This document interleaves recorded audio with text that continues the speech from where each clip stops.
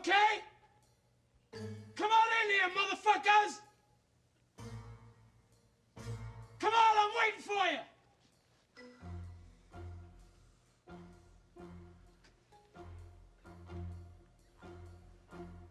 Why, you ain't coming in?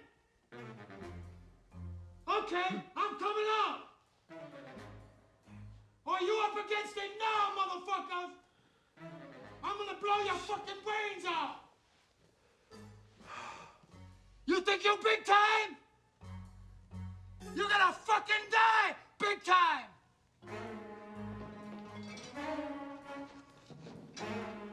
You ready? Here come the pain! Hi guys, it's Jim and welcome to another gangster crime film discussion video. Haven't done one of these for a while, but I want to bring them back for sure because it's such a genre that I love, and this really is one of the most underrated out there. It's 1993's Carlito's Way, directed by Brian De Palma and of course starring Al Pacino. So Al Pacino of course plays Carlito Brigante, a veteran gangster with a huge past in the crime world, whose lawyer Dave, played by Penn, gets him out of prison early, and Carlito says he's turned over a new leaf. Now, no one thinks that he's telling the truth, including his lawyer, but it's actually true. Carlito Brigante has turned over a new leaf, and he wants out of this lifestyle, but he is, of course, being released straight back into that lifestyle, and he has a plan. He just wants to get hold of somehow 75 grand and go off to the Bahamas and sell cars. That's what he wants to do. And it's just, the whole film is just this look at him trying to stay out of trouble, trying to raise that money by working in the club, trying to just avoid the pitfalls of this lifestyle, but everything just comes at him at once, and it's a real ticking time bomb of a movie. It really is. It's a film that starts by showing you the end, so you know how this is going to end. That's a fascinating thing to do that Brian De Palma chooses, because it shows you what this film is about. This film is about the journey. It's not about not knowing the resolution. And once again, it is a look at how this lifestyle, you know, Brian De Palma examined it in Scarface, it's examined in Goodfellas, in The Godfather, how this lifestyle is just, it's always going to bring the character down, no matter how high they get, no matter how happy they get, at any point, it's just always a matter of time before it brings the person down. And this film is a different take, because of course in Scarface, Tony Montana was always oblivious to it. He was in his complete and utter autopilot in this life. He loved this life, and whenever it went wrong, he didn't realise why. Like, he didn't know what it was avoiding his soul. He didn't understand. Like, he was just terrible to the end. Carlito Brigante is the opposite. You like this guy.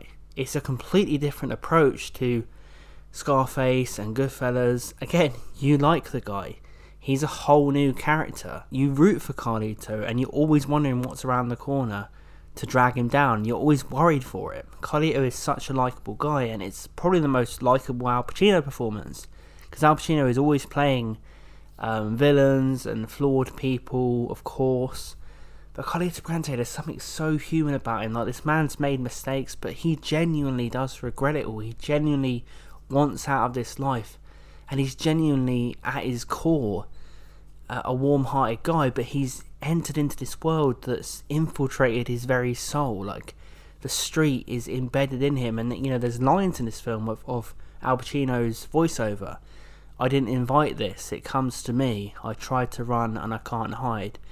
And then there's a wonderful line which stayed with me: the street is watching. Like, the street is kind of presented as a character in this. It's just throwing everything possible at Carlito to keep him there. And he's just kind of trying to swim to the surface to keep his head above water in this. It's kind of a film about the end of the male ego. You know, while Scarface is all about ego and the male ego and just excess, this film is very human. This film has a lot of empathy and compassion to it. You know, it's about letting go of that imaginary fairy tale of success and excess that's pushed in gangster films.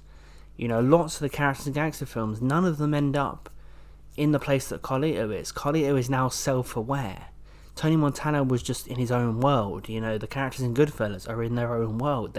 They're in this world. They might know that it's bad in some way, but they're just fully that person. They're fully blinded. Carlito's eyes are open. He's awake. And that's what makes him such a fascinating character. He sees through it all. And he's existing in this world where people treat him like he's the old him. And it's just very absorbing. It's very interesting, the kind of dynamics he has. The dynamic he has with his lawyer, Dave, played by Sean Penn, is fascinating. What a wonderful dynamic these two have on screen, Al Pacino and Sean Penn. Sean Penn is fantastic in this film. It really is a standout performance. You know, he starts off as kind of playful, mischievous. You know he's a corrupt lawyer, of course, but you just think of him as a lawyer who's sometimes friends with criminals, and that's not a good thing, but you don't think of him as this evil, horrible guy. But as the film goes on, Dave is the perfect example of what Carlito wanted to get away from. He ends up deep in this world. He ends up seedy. He ends up losing his morals. And he ends up living on autopilot. Becomes a drug dealer and a gangster. I know, you're pissed. Look, I'm gonna throw in another 10 grand. I'm gonna send over the whole 60 in cash tomorrow, all right? I got this whole thing figured out. It's gonna look like the kid tried to spring the old man. The boat flipped, they drowned. Maybe they got their head split by a scow or barge or something, just for good measure. Come on. Carlito, this is never gonna come back to us, trust me. You ripped him off, didn't you? Who? Tony T. You did take the $1 million, didn't you?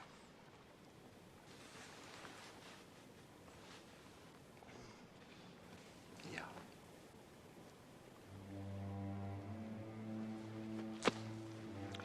You ain't a lawyer no more, Dave. You a gangster now. You on the other side. Whole new ball game. You can't learn about it in school, and you can't have a late start. Don't worry about me. One more thing. We're even. And Sean Penn just brings such nervous energy, and he's so grimy and horrible and sleazy. And he reminds you, of course, of Vice City. I think they based the lawyer character, if I'm correct, or one of the characters in that game, on him. It's a really incredible, underrated performance. Don't really hear people talk about this, or even obviously Al Pacino in the film. It's a forgotten Al Pacino performance. It really, really is, and it's a different Al Pacino performance. Of course, the film is essentially a love story, and that one good thing that Carlito's got is Gail, played by Penelope Ann Miller. Penelope Ann Miller and Al Pacino really have a fantastic romantic chemistry. There's some incredibly romantic, nice scenes between them. When they first meet each other again and they go through a drink, Al Pacino and Penelope Ann Miller really, really convince you they're two people who have such a genuine affection for each other. Very, very sweet scene. And they're almost at their happiest and sweetest in that first moment where they meet each other again, because it's without the weight that starts to build as the film progresses. It's such a real thing that Carlito has. That's why he's so obsessed with holding on to it. It feels very authentic and very organic and grounded, this romance. It swaps the grandness from Scarface with something a little bit softer.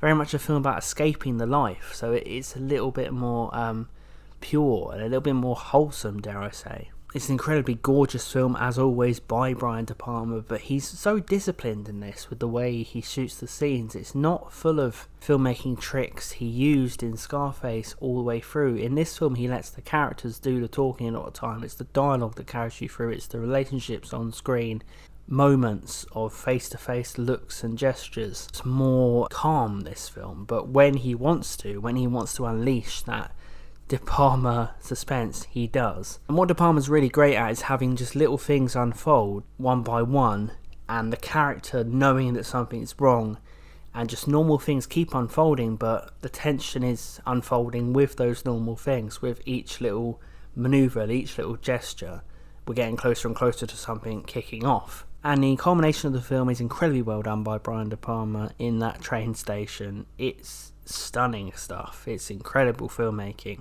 It's up there with his tense chase sequences from other movies. And it's, again, people don't really know about Carlito's Way enough. It's so underappreciated, but what a wonderful scene where Carlito is being pursued by gangsters and he has to hide as well as he can. And it's just that whole thing, you know, he's going around trying to tie up all the loose ends. He gets hope, then he gets a setback.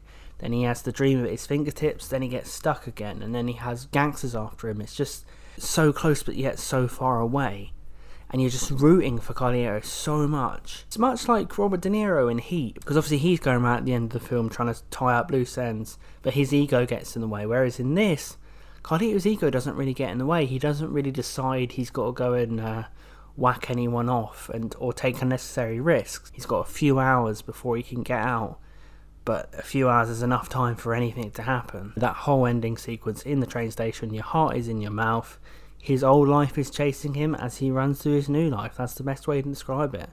And it's such a slow, simmering, tension-filled scene by Brian De Palma. It doesn't have to be guns firing, doesn't have to be action-packed. Because of everything under the surface that we know, and we know this is his last chance, that it makes it extra exciting. It doesn't have to be crazy and over the top. Because of what we know, because we know this is Carlito's only chance, we're so invested. Anyone remotely interested in gangster films or crime films needs to watch Carlito's Way. It's criminally underappreciated. I know it's viewed as a good film, but people don't really talk about this when they talk about Al Pacino, when they talk about gangster films. It is way up there.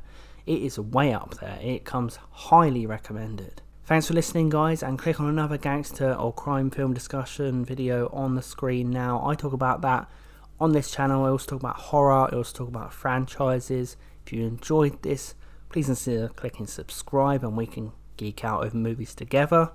I will see you guys in the next video.